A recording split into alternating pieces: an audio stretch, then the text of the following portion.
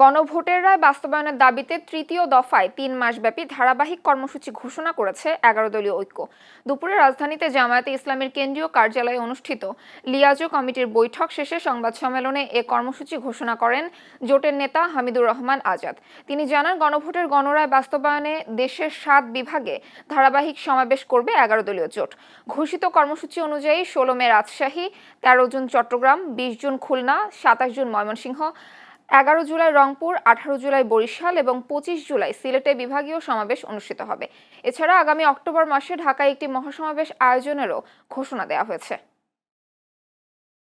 এছাড়া জনগণের যেসব সমস্যা বলে আমরা বলেছি সেগুলোর সমাধানেও জনগণকে সম্পৃক্ত করে আমরা নিয়মতান্ত্রিকভাবে রাজপথের আন্দোলন ১১ দলীয় ঐক্যের মাধ্যমে আরও সুসংহত এবং জোরদার করতে চাই।